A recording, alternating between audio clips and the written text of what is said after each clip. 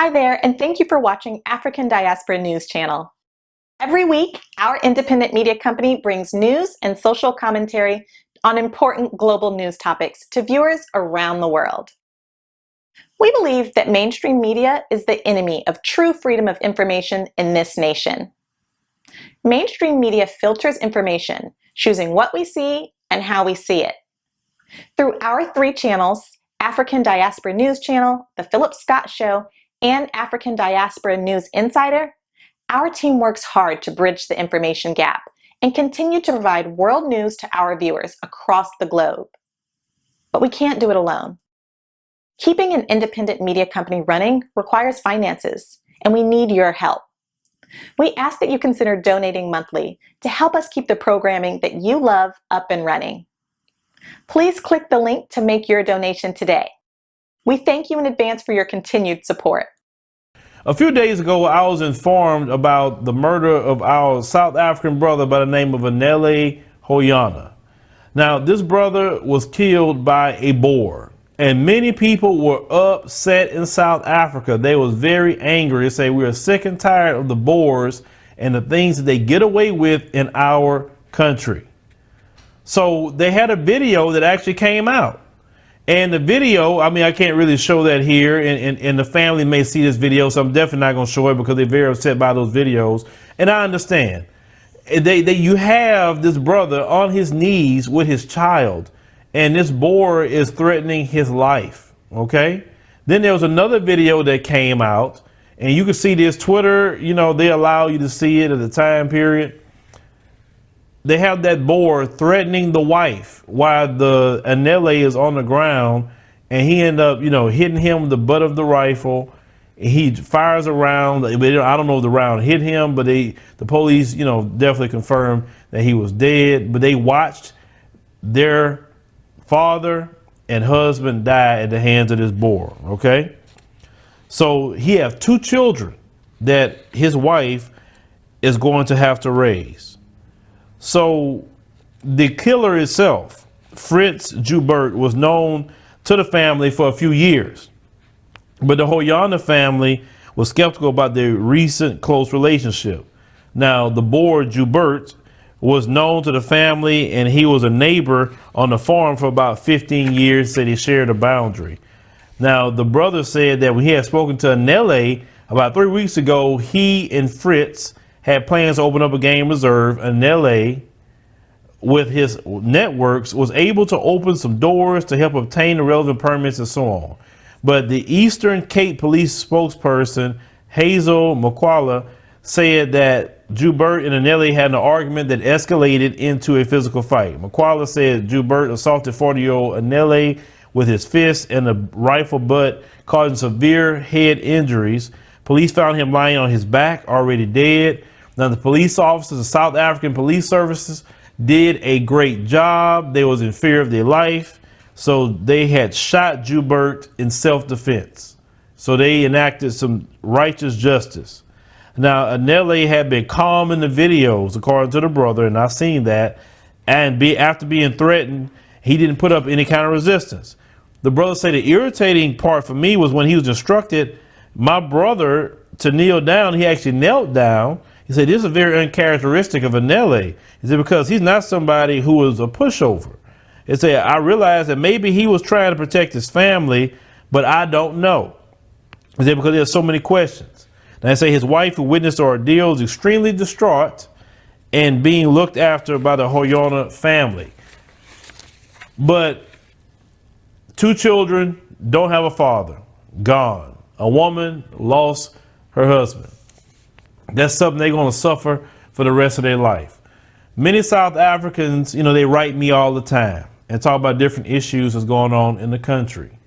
And they were saying these Boers, they can own guns. We have a hard time getting guns. I've been told that they control a lot of the businesses. They can do what they want to a point because it's written in our Constitution. I will tell you this, you need to get your Constitution rewritten. That's first and foremost, because that should be the first thing gone. Apartheid been 25 years ago, and y'all still having a Boer problem? That should have been rectified immediately. Immediately. That is your country. You're the majority of the population in that country. That's what makes me upset as your fellow brother. Our population in America isn't the size of yours. It's not.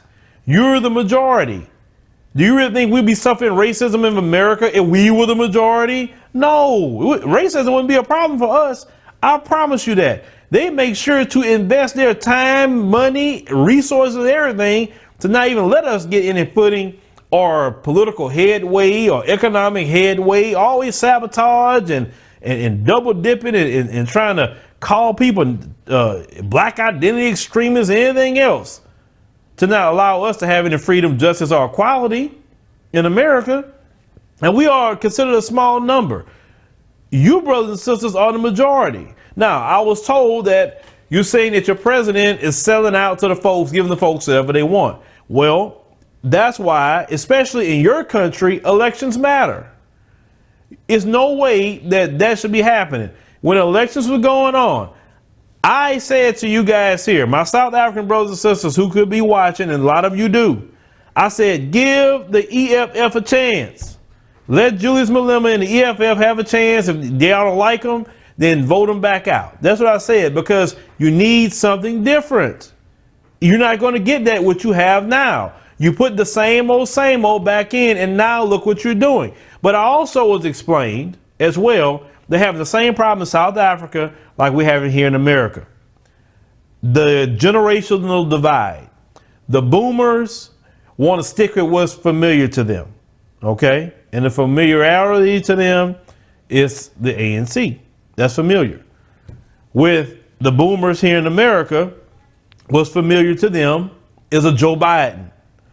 What the Gen Xers and millennials are saying is, stop selling us down the river, brothers, sisters who are boomers. Not all boomers are doing it, but a lot of them are. When they talk about this black support for Joe Biden, it is those boomers. It's not the Gen Xers. It's not the millennials that is supporting him like that. We understand Jim Crow Joe wrote that crime bill that waved in mass incarceration. We can't vote for him. If we was at Kamala, you think we shouldn't be at Joe? And Joe are proud of that, okay? So why in the world any black person would be considering Joe Biden? Why?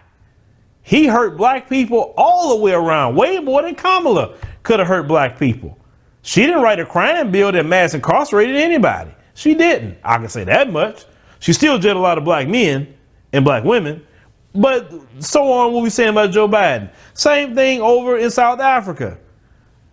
They voted for the same old, and now this is what they're getting, being sold out. So what happens is with this particular story is this. Politically, you guys are the majority.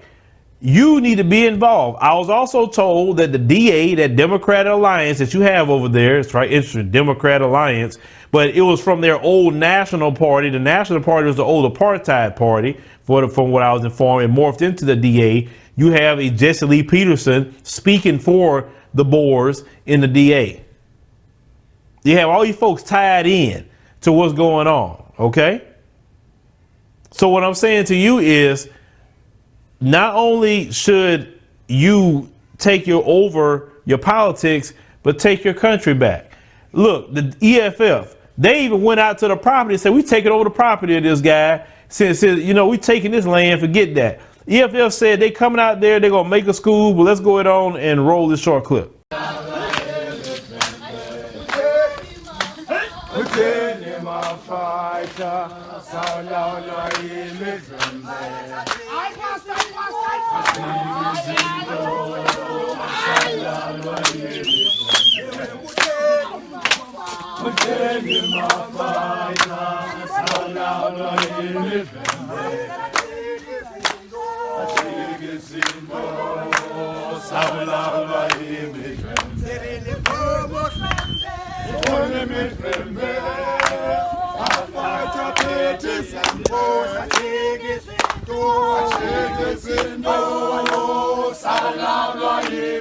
You see what the EFF done out there? The EFF got the right idea. That's right. Take that land and make some schools. That's what you do. Forget that. You can't do nothing about the guy. He's gone. The police did a good job. That's the end of that. But what I'm saying is take your country back. Tell them that you have done apartheid to us. You complaining on us all the time. Carry yourself back to where you come from. Go to the Netherlands. That is your land. That is your people. You're not going to be in here just taking over and doing what you want, telling us that we can't go to Orania, can't put gas in Orania. That should not be. It's nowhere in South Africa where they should say you can't go in your own country. Take your country back. South Africa is your country. It's not theirs. If they want to go somewhere and have it for them, the Netherlands is waiting on them, not South Africa. Robert Mugabe understood when he won the nation from Ian Smith, I need to change the name from Rhodesia to Zimbabwe. Y'all should have changed that name from South Africa. And Julius Malema said he wanted to be named Azania, the right name to call that land, Azania. He had the right idea. You can't keep the oppressor's name and then put it in your hands. That is why they still have the issues and problems in South Africa. Our brothers and sisters, I am with you. We are with you in the diaspora. We get so angry. So many brothers and sisters angry at this. But we're more angry that you don't take your country back. Take it back. I love the brothers and sisters in South Africa. You guys write me all the time. We have a kinship because we understand, you know, what you guys have dealt with, we have dealt with here in America. I can't wait to see a lot of you guys in September 1 through 10, as we have that tour of Johannesburg and Cape Town. You guys, there are 8 people that have gone to join us so far, so there's 22 spots left. Make sure you own that. I want to go see my brothers and sisters. I want you to come tell us when we're there. We'll be in the streets. Tell us what you guys are going through. Let the diaspora know what's going on. Expose it. This will be your platform when we out there, okay? But we will enjoy ourselves while we out there, but make sure you do sign up. The link is in the pinned comment. Make sure to put your name, first and last name, and tell them from the African Diaspora News Channel. 22 people. We are definitely waiting for you to do that. You can get the information from the real South Africa. But we definitely want you to enjoy yourself, but connect with the brothers and sisters while you are there. We need to connect with each other. We have more in common than anything else. And the worst thing we can do is be apart. Part of my goal for 2020 is Global Unity 2020, about bringing all of us together throughout the diaspora, no matter where you're from. If you own this global unity tip, well, let's join together, have one common goal. Your problem is my problem. My problem is your problem. That's the way it should be in a global family. We got to push that, because being apart or dividing off a tribe and dividing off a religion and all that, that's not working. That's why you have people that picking us apart, because we're not together. This world runs off of race, unfortunately. It don't run off of tribe. It don't run off of religion. We can easily get together on a racial thing. Talk about your tribe. We could do that, but understand we got a common goal right now. So make sure, guys, to sign up for that trip and, you know, be a part of that. We want you to be there. We want to see you in September 1 through 10. And, you know, let me know in the comments what you think about this particular story. Those of you from South Africa, you know, how do you initially feel? You know, because you live there. You know, what's in your mind about taking your country back? We'd definitely like to know in the comments.